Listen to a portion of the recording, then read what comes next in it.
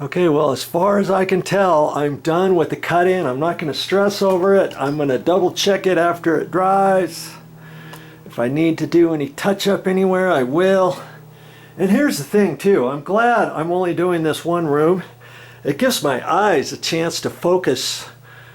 Because trust me, when you start cutting in, especially up high and stuff, you start beginning to second guess yourself, especially when you see shadows. And whenever you have light on, you're going to have a shadow up against the wall wherever you paint, and then you're going to be like, okay, did I get all the paint up there?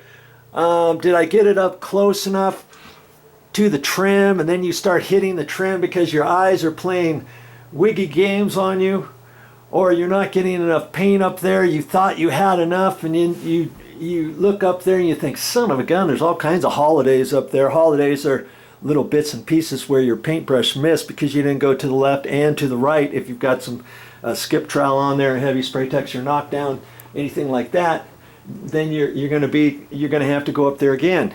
You see what I mean? So all in all, I'm glad I'm not going to do anymore. And at this point, I'm getting ready to take a break. I might take lunch now, just because of going up and down and back and forth and up and down off the ladder, up and down off the ladder, up and down off the floor.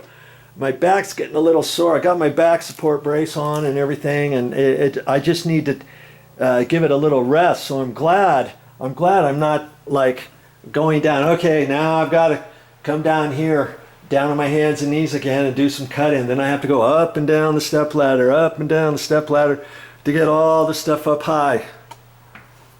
You know, even if you had a 6-foot ladder, you're still doing the same thing to a certain extent. Okay, so this gives me a chance to take a break, and I've got to end up putting this bedroom all back together anyways. And my eyes, you know, you got to squint. Your hand might start shaking, or it might not be as strong as you thought, and you're starting to get tired, and you're starting to guess. Like, oh, now I'm not doing very good, and how come I can't see? And I'll put the construction light on, but then it casts a big old shadow here. But even without the construction light, you got just regular lights like this, I can see. I don't know if you can see it. Well, it's hard for you to see, but there's a shadow line all the way across there. There's going to be more of a shadow in certain areas than others. There's a big shadow over here, and when you get ready. See this right here? It almost looks like I didn't cut it in, but I did cut it in, and it's just because of the light from here cascading over, causing a shadow. See, when I put a more of a shadow on there, it looks like it's been painted, right? I did cut this in. When I take my hand off, look at that. See there? There's a big shadow, but if I put my whole hand on it, let's say, you can't see it. So you start second guessing yourself on certain things, okay?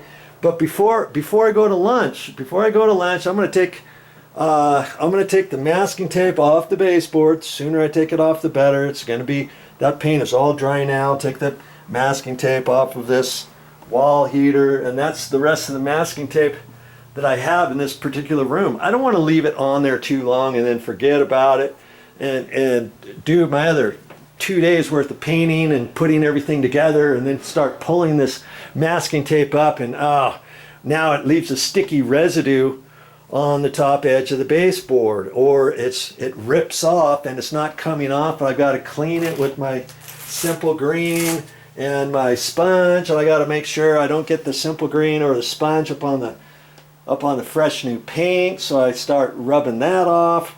You see what I mean? So just be mindful of stuff. You know, when you get done with one little mini project, M-I-N-I, look around and see what else you have to do. Now see, I'm going to pull all that stuff up, and then I'll put the electrical cover plates on, tighten up those electrical outlets, see if they need to be straightened. And if I do that, I want to turn the breaker off on certain ones. You don't want to do that hot and then get your hand in there wrong and spark something, mess up your screwdriver, shock yourself half to death, trip the breaker. Now the breaker's bad because it's not resetting for some unknown reason, because it's 50 years old. Who knows? You see what I mean? But then after I put the whole thing back together, you know, I can look around, or before I set the bed up, I can kind of briefly look in the area where I can't reach up on top of the bed. I don't want to stand up on the bed and work off the bed or anything like that.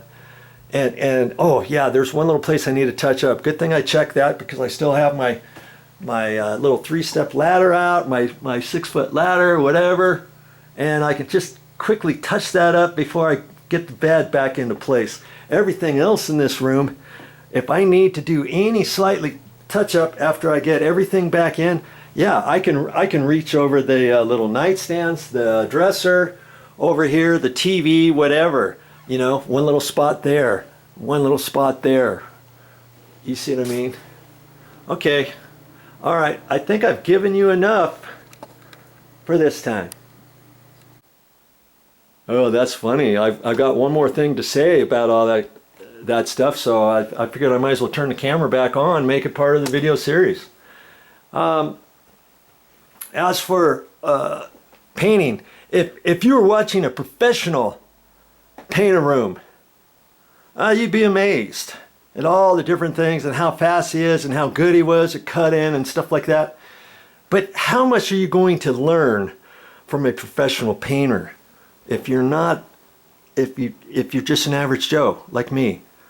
You can see how it should be done, but you're not as fast as him. You don't have the tools as him. You don't have the experience as him. You don't have the straight edge as him, and the steadiness of him, and the know-how of him. That's why you're watching my videos, because I'm an average Joe showing an average Joe how to paint, okay? You know, this is not a competition. I'm not going to prove to you that I'm just as fast as a professional painter. But if you watch a professional painter do it and you know how it should be done, you try to do it like that. And if you are not a professional painter, there's no way you're going to be able to do it like a professional painter. No ifs, ands, or buts, okay? So slow and go is the name of the game for sure when you're an average Joe. Well, that's all I got for this time, but I'll be back with more videos.